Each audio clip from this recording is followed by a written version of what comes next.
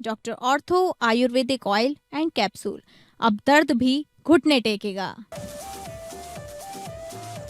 मुख्यमंत्री योगी आदित्यनाथ ने प्रदेश में फार्मर रजिस्ट्री को व्यापक स्तर पर लागू करने का दिया निर्देश। कहा, एकीकृत डिजिटल प्रणाली से मिलेगा किसान हितैषी योजनाओं का लाभ। अयोध्या में विभागीय समीक्षा के दौरान श्रम एवं सेवा योजन मंत्री अनिल राजभर ने विपक्ष पर बोला तीखा हमला। राहुल और अखिलेश को निशाने पर लेते हुए गैस, पेट्रोल और डीजल की किल्लत की बात को बताया प्रतिपक्ष का प्रोपेगेंडा। फतेहपुर में कक्षा 1 की बच्ची से हैवानियत, स्कूल में 5 साल की बच्ची से दुष्कर्म, 12 साल के बच्चे पर दुष्कर्म का शक, जांच में जुटी पुलिस।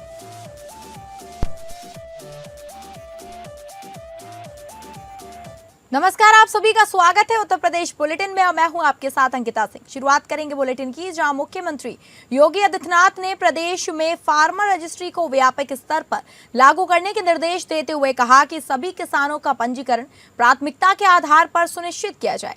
उन्होंने निर्देश दिया कि यथाशीघ्र प्रत्येक ग्राम पंचायत में विशेष शिविर आयोजित कर किसानों को फार्मर रजिस्ट्री से जोड़ा जाए, ताकि कोई भी पात्र किसान इस व्यवस्था से वंचित न रहे। मुख्यमंत्री ने कहा कि राज्य सरकार फार्मर रजिस्ट्री को कृषि क्षेत्र में एकीकृत लाभ वितरण प्रणाली के रूप में विकसित कर रही है। इसके अंतर्गत कृषि विभाग तथा अन्य संबंधित विभागों को सभी लाभार्थी परक योजनाओं को फार्मर रजिस्ट्री से जोड़ा जा रहा है, जिससे किसान को विभिन्न योजनाओं का लाभ एक ही पहचान के आधार पर सरल और व्यवस्थित तरीके से प्राप्त हो सके। उन्होंने निर्देश दिए कि प्रधानमंत्री किसान सम्मान निधि, फसल बीमा योजना सहित अन्य योजनाओं में यदि लाभार्थियों के नाम या अभिलेखों में कोई त्रुटि अथवा असंगति है तो उसे आधार से लिंक कर प्राथमिकता के आधार पर संशोधित किया जाए। साथ ही प्रत्येक पात्र किसान को नुकसान पहचान पत्र बनवाना सुनिश्चित किया जाए, जिससे योजनाओं के लाभ वितरण में किसी प्रकार की बाधा न आए और पात्रता का सत्यापन सुगम हो सके। मुख्यमंत्री ने कहा कि कृषि विभाग अपनी सभी योजनाओं को फार्मर रजिस्ट्री से जोड़ने के लिए आवश्यक तकनीकी व्यवस्था निर्धारित समय सीमा में तैयार करे और विभागीय पोर्टल को 1 मई 2026 तक पूर्ण रूप से क्रियाशील बनाया जाए। इसके माध्यम से लाभार्थियों के चयन और लाभ वितरण की प्रक्रिया को डिजिटल एवं एकीकृत रूप में संचालित किया जा सकेगा। उन्होंने ये भी निर्देश दिया कि उद्यान, पशुपालन, मत्स्य सहकारिता एवं लघु सिंचाई जैसे सहयोगी विभाग भी अपनी योजनाओं में किसान पहचान पत्र के उपयोग के लिए कृषि विभाग के साथ समन्वय स्थापित करें और 31 मई 2026 तक आवश्यक तैयारियां पूरी कर लें, ताकि सभी विभागों में एक समान व्यवस्था लागू हो सके। मुख्यमंत्री ने कहा कि फार्मर रजिस्ट्री के माध्यम से किसानों को योजनाओं से जोड़ने की प्रक्रिया अधिक प्रभावी होगी और लाभ प्राप्त करने में अनावश्यक जटिलताएं समाप्त होंगी। इससे संस्थानों का लक्षित उपयोग संभव होगा तथा विशेष परिस्थितियों में आवश्यक कृषि इनपुट का वितरण अधिक व्यवस्थित तरीके से किया जा सकेगा। उन्होंने कहा कि इस व्यवस्था के लागू होने से योजनाओं का लाभ पारदर्शी ढंग से किसानों तक पहुंचेगा और एक ही लाभार्थी को बार बार लाभ मिलने की स्थिति की समीक्षा भी सहज रूप से की जा सकेगी। मुख्यमंत्री ने सभी संबंधित विभागों को निर्देश दिया कि इस कार्य को गंभीरता से लेते हुए समय सीमा के भीतर पूर्ण करें और इसकी नियमित निगरानी सुनिश्चित करें।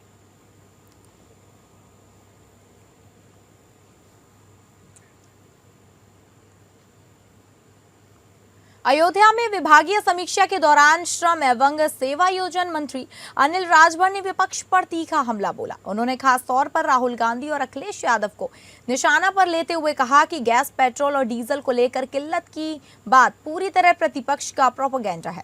मंत्री ने कहा कि देश में कहीं भी गैस या पेट्रोल डीजल की कमी नहीं है, लेकिन राहुल गांधी के बयान के बाद लोगों में भ्रम फैलाया गया। उन्होंने आरोप लगाया कि कांग्रेस और समाजवादी पार्टी ने साजिश के तहत अपने कार्यकर्ताओं को पेट्रोल पंपों और गैस एजेंसियों पर लाइन में लगवाया, जिससे कृत्रिम संकट का माहौल बनाया जा सके। अनिल राजभर ने यह भी कहा कि सरकार शुरू से ही स्पष्ट कर रही है कि किसी तरह की कोई किल्लत नहीं है। समाजवादी पार्टी पर हमला जारी रखते हुए उन्होंने कहा कि जब ये लोग सत्ता में होते हैं तो पिछड़े वर्गों, राजभर, केवट, मल्लाह, प्रजाति जैसे समाज को नजरअंदाज करते हैं और उनका शोषण होता है, लेकिन सत्ता से बाहर होने के बाद इन्हें पीटीए और पिछड़ों की याद आने लगती है, जो पूरी तरह अवसरवाद है। 2027 के चुनाव को लेकर अनिल राजभर ने भरोसा जताते हुए इस बात का भरोसा जताया कि भारतीय जनता पार्टी हर समय चुनाव के लिए तैयार रहती है और अगली बार भी सरकार बनाकर रहेगी। जब सरकार में रहते हैं तो न राजभर दिखाई देता है, न केवट मल्लाह बिंद बिहार दिखाई देता है, न प्रजापति कुम्हार दिखाई देता है, न हमारा चौहान दिखाई देता है, न कोई पिछड़ा दिखाई देता है, न कोई अति पिछड़ा दिखाई देता है, न दलित दिखाई देता है। जब सरकार में रहते हैं तो सबसे ज्यादा हमारा शोषण करते हैं। अब जब पैदल जनता कर देती है तो उनको पीडीए याद आता है, पिछड़ा याद आता है। तो ये अवसरवाद नहीं है तो और क्या है। आज उसकी भी हम समीक्षा करेंगे और जल्दी हर जनपद में सामूहिक विवाह इसी लगन में हर जिले में सामूहिक विवाह की भी हमारी योजना है और हर जिले में सामूहिक विवाह भी कराएंगे। कैबिनेट मंत्री ओपी राजभर ने समाजवादी पार्टी पर निशाना साधते हुए गुजिया सेवई पार्टी को लेकर तंज कसा। उन्होंने आरोप लगाया कि पार्टी में आंतरिक विरोध और मारपीट जैसी घटनाओं के बावजूद लोग सिर्फ टिकट की उम्मीद से जुड़े रहते हैं। सपा कार्यालय में आयोजित गुजिया सेवई पार्टी पर कैबिनेट मंत्री ओपी राजभर ने तीखा हमला बोला। राजभर ने कहा कि सपा में मार खाने वाले और मरने वाले सब एक जगह इकट्ठा है। मायावती के खास रहे ये राम अचल राजभर को सपा ने सड़क पर घसीट कर पीटा था। आज वो सपा में है। आशु मालिक को भरे मंच पर पीटा गया। आज वो भी सपा में ही है और गुजिया पार्टी कर रहे हैं। सिर्फ टिकट मिल जाए इसकी चाह में मार खाने पर भी आशु मलिक गुजिया खिला रहे हैं। कि लात खा रहे हैं और सेवई गुजिया खिला रहे हैं। मारने वाला और मार खाने वाला दोनों एक जगह हो गए हैं। अभी हमने देखा कि जब 2 जून की घटना मायावती जी के साथ हुआ था तो उसमें एक राजभर जी को सड़क पर घिरा के मारते हुए ले जा रहे थे। एक को सपा के पवन पांडे जी हैं और रामाचल जी को वहीं सड़क पर घिरा मारे 2016 की बात है, उलाट दिए। आज दोनों सब एक जगह हैं। वही कह रहा हूं ना कि मार खाने वाले अब मारने वाले सब इकट्ठा हैं और मुसलमान जो लात खाने वाला है, ये लात खाने वाले लोग सेवई या गुजिया खिला रहे हैं कि कम से कम मालिक खुश रहे, नाराज ना हो, टिकटवा मिल जाए, यही वजह गुजिया खिला रहे हैं। बाराबंकी जिले में हुए चर्चित हत्याकांड के बाद मंगलवार को प्रदेश सरकार में कैबिनेट मंत्री ओम प्रकाश राजभर पीड़ित बबलू राजभर के घर पहुंचे। उन्होंने करीब 1 घंटे तक परिवार के साथ समय बिताया, शोक संवेदना व्यक्त की और मामले में कड़ी कार्रवाई का भरोसा दिया। उनके पहुंचने से परिजनों को बहुत कुछ सहारा मिला और न्याय की उम्मीद जगी। मंत्री ओम प्रकाश राजभर ने अधिकारियों से मामले की गंभीरता से जांच कराने और दोषी को सख्त सजा दिलाने की बात कही। इस दौरान स्थानीय लोग और समर्थक भी बड़ी संख्या में मौजूद रहे। गौरतलब है कि शनिवार को दरियाबाद थाना क्षेत्र के पारा बेहटा गांव निवासी बबलू राजभर की बेरहमी से हत्या कर दी गई थी। इस घटना ने पूरे जिले को झकझोर कर रख दिया था। रविवार को पोस्टमार्टम के दौरान सामने आए घटनाक्रम और परिजनों के आरोपों के बाद मामले ने और भी तूल पकड़ लिया, जिससे क्षेत्र में आक्रोश का माहौल बन गया। बताया जा रहा है कि बबलू राजभर अपने परिवार का मुख्य सहारा था और मजदूरी कर परिवार का भरण पोषण करता था। उसकी मौत के बाद पत्नी और छोटे छोटे बच्चों के सामने जीवन यापन का संकट खड़ा हो गया है। इससे पहले सोमवार को प्रदेश के श्रम मंत्री अनिल राजभर भी पीड़ित परिवार से मिलने पहुंचे थे और आर्थिक सहायता व सख्त कार्रवाई का आश्वासन दिया था। लगातार जनप्रतिनिधियों के पहुंचने से मामला सुर्खियों में बना हुआ है, जबकि पुलिस पूरे प्रकरण की जांच में जुटी हुई है। ओम प्रकाश राजभर ने कहा कि वह पीड़ित परिवार से मिलने और शोक संवेदना व्यक्त करने के साथ साथ मामले में हो रही कार्रवाई की जानकारी लेने आए हैं। उन्होंने कहा कि प्रदेश में कानून का राज है और कोई भी अपराधी बच नहीं सकता। पुलिस 24 घंटे के भीतर उसे जेल भेज रही है। यहाँ हम लोग दुख की घड़ी में आए हैं और ये जानकारी करने के लिए क्या कार्रवाई हुई।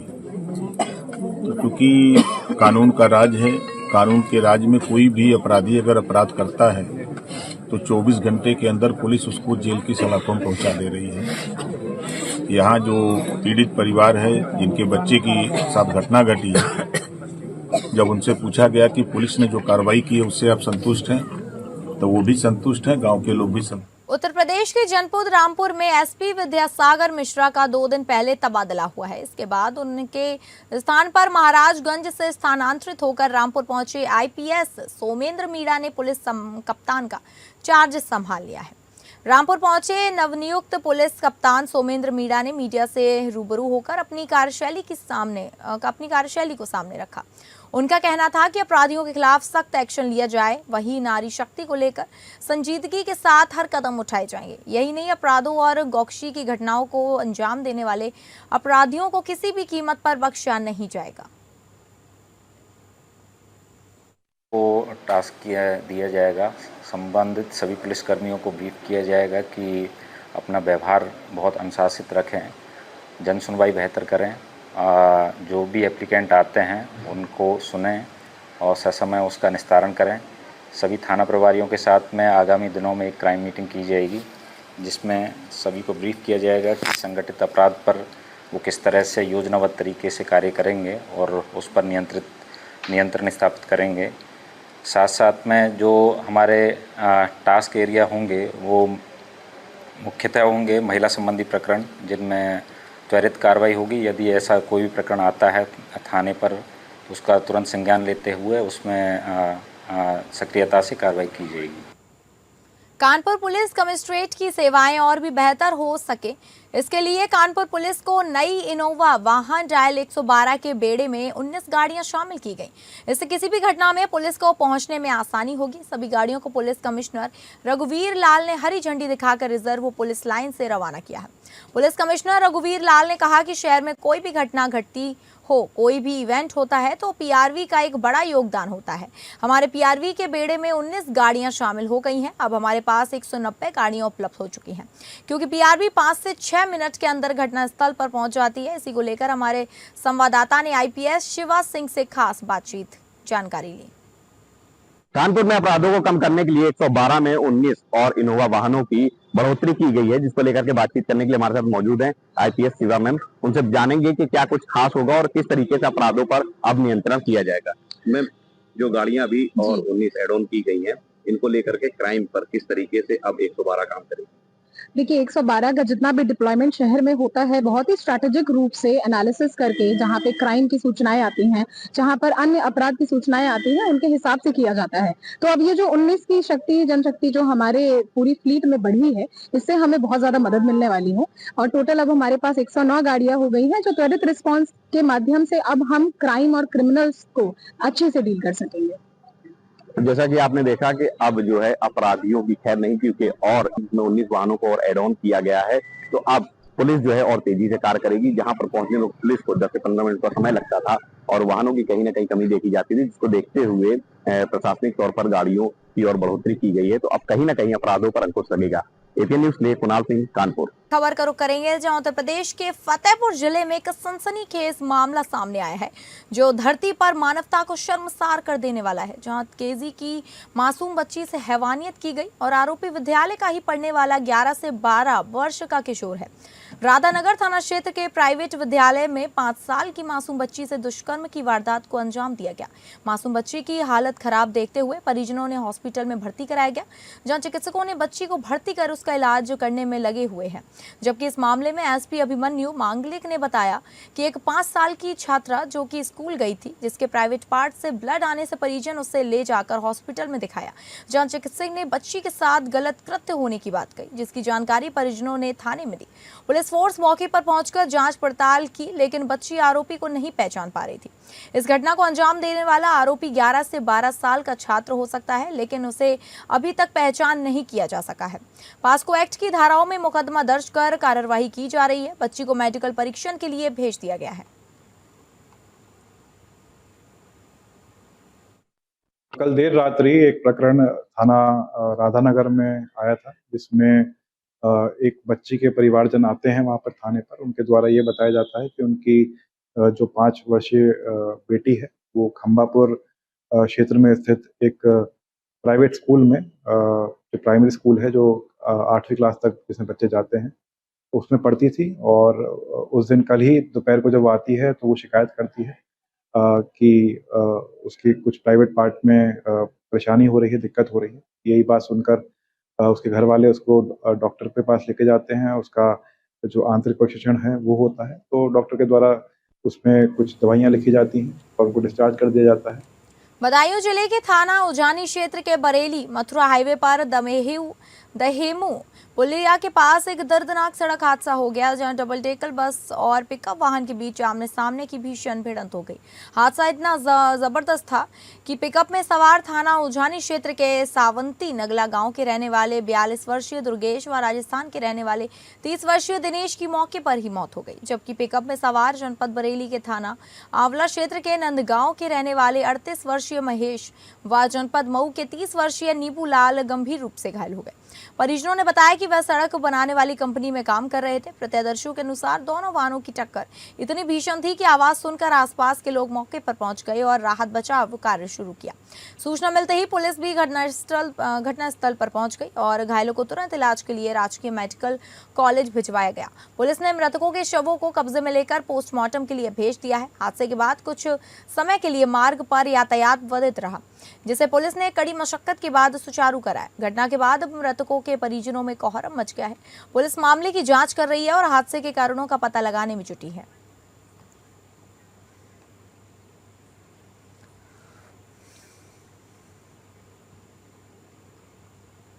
पीलीभीत जनपद में एक बार फिर तेज रफ्तार ने एक परिवार की खुशियां छीन ली।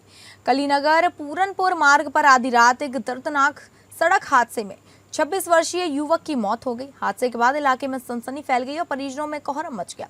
प्राप्त जानकारी के अनुसार माधो तांडा थाना क्षेत्र के गांव जमुनिया खासपुर निवासी सचिन अपनी बड़ी बहन के घर से वापस लौट रहा था। इसी दौरान नवदिया धनेश के पास गुरुद्वारे के समीप किसी अज्ञात वाहन ने उसे जोरदार टक्कर मार दी। हादसा इतना भीषण था कि युवक की मौके पर ही मौत हो गई। राहगीरों की सूचना पर पहुंची पुलिस ने शव को कब्जे में लेकर सामुदायिक स्वास्थ्य केंद्र पहुंचाया, जहां चिकित्सकों ने उसे मृत घोषित कर दिया। मृतक सचिन अपने परिवार में 2 भाइयों और 2 बहनों में बड़ा था। उसकी शादी करीब 1 साल पहले ही हुई थी और उसकी एक मासूम छोटी बेटी भी है। युवक की असमय मौत से पूरे परिवार का रो रो कर बुरा हाल है। पूरनपुर पुलिस जांच में जुटी। पुलिस मामले की जांच कर रही है और अज्ञात वाहन की तलाश में जुट गई है। प्रारंभिक तौर पर मामला सड़क दुर्घटना का बताया जा रहा है।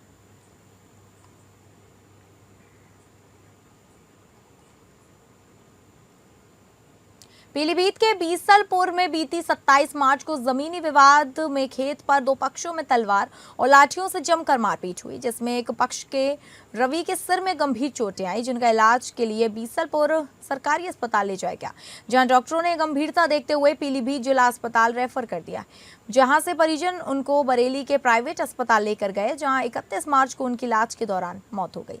परिजन उनके शव को बरेली के बीसलपुर घर लेकर आए और सामने ही बरेली बीसलपुर राजमार्ग पर शव को रखकर हत्या आरोपियों की तुरंत गिरफ्तारी की मांग पर उड़ गए। मौके पर पहुंचे प्रशासन ने समझाने का प्रयास किया, लेकिन परिजन किसी तरह बात मानने को तैयार नहीं हुए। इसके बाद एसडीएम, पुलिस क्षेत्र अधिकारी और तहसीलदार के साथ भारी संख्या में पुलिस बल मौके पर पहुंचा। एसडीएम और सीओ ने परिवार को काफी देर समझाने के बाद कड़ी कानूनी कार्रवाई करने की बात कहकर किसी तरह जाम खुलवाया और परिजनों को अंतिम संस्कार के लिए राजी किया।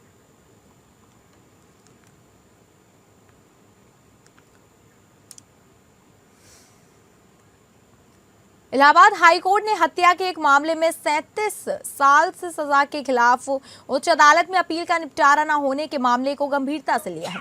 अदालत ने ऐसे मामलों में वकील मुहैया कराने वाली लीगल सर्विसेज अथॉरिटी में वकीलों के पैनल पर नाराजगी जताई है।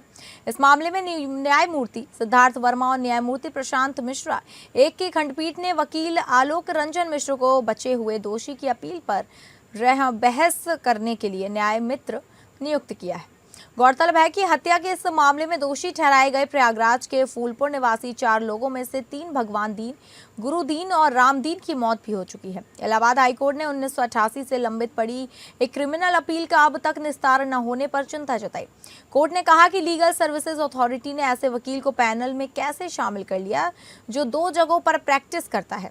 कोर्ट ने निर्देश दिया कि लीगल सर्विसेज अथॉरिटी इस पहलू पर भी गौर करना चाहिए। कोर्ट को हत्या के दोषी पर 1988 में दायर की गई क्रिमिनल अपील पर वकील ढूंढने के लिए काफी मशक्कत करनी पड़ी। हत्या के इस मामले में 4 दोषियों में से 3 की मौत हो चुकी है और अब वे एक दोषी बचा हुआ है, जिसकी क्रिमिनल अपील अभी तक इलाहाबाद हाईकोर्ट में लंबित है। कोर्ट ने मामले की गंभीरता को देखते हुए अब इलाहाबाद उच्च न्यायालय के अधिवक्ता आलोक रंजन मिश्र को बचे हुए दोषी की अपील पर बहस करने के लिए न्याय मित्र नियुक्त किया है।